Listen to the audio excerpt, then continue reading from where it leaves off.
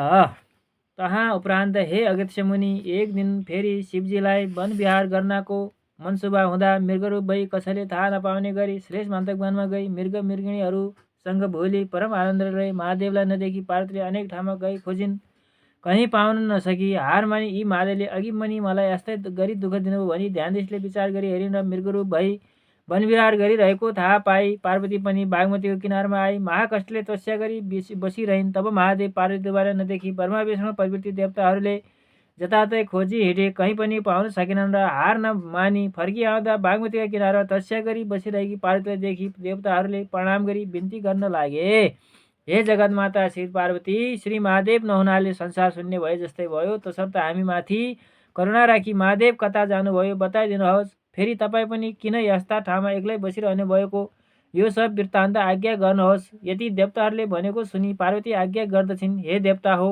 महादेव यहाँ आउनुभएको हुनाले उनैको आराधना र तपस्या गरी बसेकी हुँ। सलेशमान्तक वनका नैऋत्य कोणमा ठुलो तलाउ छ, त्यहाँ महादेव मृगरूप भई वनक्रीडा गरी बसेका छन्। कस्तो मृग भने सुनको जस्तो वर्ण, 3 आँखा 1 सिङ भएको सबैभन्दा ठुलो मृग भई मृगका फौजमा बसेका छन्। तिमीहरू उही गई हेर, तब श्री महादेवको दर्शन पाउला। यति पार्वतीको आज्ञा सुनि देवताहरू त्यहाँ गई हेर्दा कहीँ पाउन सकेनन् र ब्रह्मा विष्णु इन्द्र तिनैजनाले अनेक गरी स्तुति गरी खोज्न लागे। यस्तै बेलामा लाखौँ मृगहरूका फौजदेखि लाखौँ फौज वरिपरि राखी बीचमा अत्यन्त राम्रो 3 आँखा 1 सिङ सुवर्ण जस्तो वर्ण भएको सबैभन्दा ठुलो मृग देखे। बडो शोभायमान भएको, कस्तो भने स्वर्गमा तारा बीचमा पूर्ण चन्द्रमा बस्दा जो शोभा देखिन्छ त्यस्तै मृगहरूका बीचमा रुद्र मृग बस्दा शोभा देखियो। यस्तो मृग टाढैबाट 3 जनाले देखि उहाँ गई बिन्ती गरे, हे ईश्वर, धेरै दिन भयो कैलाश शून्य छ, हे करुणामय, हामी ब्रह्मा विष्णु इन्द्र 3 जना माथि करुणा राखी दर्शन दिनुहोस् भनी अनेक स्तुति गरी मृगरूप श्री महादेव छेउ गए। त्यस्ता तरहसँग आएका देवताहरूलाई देखेर रुद्र मृग उफ्री भागेको देखि विष्णु आज्ञा गर्नुहुन्छ, हे ब्रह्मा, हे इन्द्र, स्तुति गरी महादेवलाई चैतन्य हुने भएन, अब हामी तिनैजनाले घेरा दिई समातौँ भन्दा लौ भनी 3 जना 3 तिर बसी घेरा दिई रुद्र मृगका सिंहका फेदमा विष्णुले समाए, फेरि चतुर्मुख ब्रह्माले माझमा समाए, फेरि देवताका राजा इन्द्रले सिंहका टुप्पामा समाए। समाने बित्तिकै मृग अन्तर्ध्यान भयो, सिंह मात्र 3 जनाका हातमा रह्यो। 3 जनाका हातमा एक एक टुक्रा पर्यो। यस्तो भएको देखि हामीहरूले साह्रै अपराध गर्यौँ, अनर्थ भयो, अब कसो गरौँ भनी तिनैजना त्यही बसी, हे ईश्वर, यो अपराध हामीलाई क्षमा गर्नुहोला, हे वृषभध्वज भनी अनेक स्तुति गरे। ब्रह्मा विष्णु इन्द्रले स्तुति गर्दा श्री महादेव प्रसन्न भए ज्योति स्वरूप दर्शन दिए। तब देवताहरू खुसी भई साष्टाङ्ग प्रणाम गरे अनि महादेव आज्ञा गर्नुहुन्छ, हे देवता हो, तिमीहरूको स्थितिदेखि म सन्तोष भए, वरदान माग। यति महादेवको आज्ञा सुनि ब्रह्मा विष्णु इन्द्रले, हे ईश्वर, तपाईँको जप ध्यानमा हामीहरू कहिल्यै नभुलौँ, सदा सर्वदा हाम्रो हृदयमा होस्। यति देवताहरूको भनेको सुनि महादेवले तथास्तु भनी वरदान दिए। फेरि देवताहरूले, हे ईश्वर, तपाईँको सिंह कहाँ राख्ने हो, 3 टुक्रा तुल्याएको हाम्रो अपराध क्षमा गरी बक्स्नुहोस् भनी बिन्ती गरे। तब महादेव आज्ञा गर्नुहुन्छ, त्यो मेरो सिंह 3 टुक्रा भएको तिमीहरूलाई केही अपराध लाग्दैन, सन्देह नगर। इन्द्रका हातको इन्द्रलोकमा, ब्रह्माका हातको मर्त्यमण्डल नेपाल गोकर्णमा, विष्णुका हातको पातालमा लगी स्थापना गर्नु भनी आज्ञा हुँदा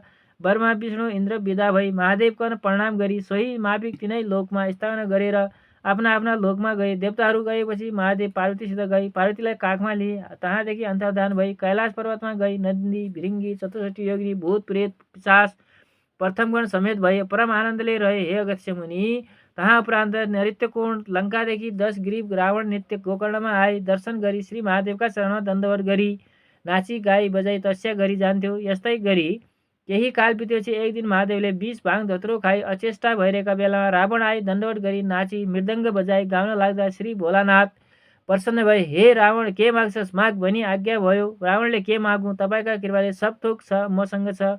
यदि रावणको वचन सुनि एक थोक नमागी सुख पाउँदैनस्, लौ माग भन्ने आज्ञा भयो। तब रावणका मनमा अब के मागौँ, 32 लक्षण युक्त भएकी महादेवकी काखमा बसेकी पार्वती नै मागौँ भनी श्री महादेवसित बिन्ती गरे। हे ईश्वर, अरू थोक मलाई केही चाहिँदैन, एउटा पार्वती मलाई बक्सुनुहोस् भनी बिन्ती गर्दा लौ लैजा भनी पार्वतीलाई दिए। रावणले जगतमाता पार्वतीलाई पिठमा बोकी महादेवसित विदा भई गयो। यो खबर सबै वैकुण्ठनाथ विष्णुले चाल पाएर अनर्थ हुन लाग्यो भनी तत्कालै वायुभन्दा चाँडै आई आफ्ना मायाले छोपी मोहिनी रूप भई आज्ञा गर्दा भए, हे महापुरुष, तिमी को हौ, कहाँबाट आयो, त्यो बोकी ल्याएको स्वास्नी को हुन्, किन बोकी ल्यायो, भनी सोधे। रावणले, हे सुन्दरी, लङ्काको राजा रावण भनेको मै हुँ। मैले महादेवको तपस्या गर्दा महादेव खुसी भए उनकी स्त्री पार्वती मलाई दिई पठाए। उनै पार्वती यी हुन्, यिनलाई बोकी लङ्का जान आएको हुँ भन्यो। यति रावणका वचन सुनि मोहिनी रूपी भन्छन्, हे रावण, के ती पार्वती हुन् र? के तिमीलाई लाज लाग्दैन? महादेवको मायाले बनाएकी स्वास्नी तिमी जस्ता महावीर राजाले बोकी हिँडेको अरूले देखे भने के भन्लान्? यी त पार्वती होइनन्, तिमीलाई महादेवले छकाएछन्। पार्वती मागी लैजानको तिम्रो इच्छा भए पार्वती बस्ने ठाउँ समेत तिमीलाई म भन्दछु, सुन। महादेवले आसन गरिराखेको बाघको छाला मुनि साँच्चीको पार्वती लुकाइराखेका छन्, सोही मागेर लैजाऊ भनी अनेक तरहसँग मोहिनी रूपले कुरा गर्दा रावणले पत्याए। पार्वतीलाई त्यहीँ छोडी आफू फर्की कैलाश पर्वतमा गयो। तब विष्णुले श्री पार्वतीलाई वैकुण्ठमा लगी अनेक तरहसँग पूजा गरिराखे। तहाँ उपरान्त महादेव कुचेष्टा भइरहेका थिए। त्यस्तैमा रावण फेरि तहाँ गई बिन्ती गर्न लागे, हे सर, तपाईँले मलाई छली पार्वती भनी मायाले एउटा स्वास्नी बनाइदिनु भएछ र मैले थाहा नपाई बाटामा फाली आए। दिने भए तपाईँले आसन गरिराखेको बाघको छाला मुनिकी पार्वती दिनुहोस्। यति रावणको वचन सुनि महादेवले ध्यान दृष्टिले विचार गरी हेर्दा पार्वतीले विष्णुले लगेको थाहा पाए। मायाले अर्की एउटा स्वास्नी सृष्टि गरी आसन गरिराखेको बाघको छाला भित्रबाट निकाली लौ लैजा भनी रावणलाई दिए। रावण अति खुसी भई महादेवलाई प्रणाम गरी महादेवले माया गरी बनाएकी स्वास्नीलाई काँधमा बोकी लङ्का गयो। तहाँ पछि श्री विष्णुले पार्वतीलाई लिई महादेवसँग पुर्याए विष्णु वैकुण्ठमा जानुभयो। हे अगस्त्य मुनि, तहाँ उपरान्त एक दिन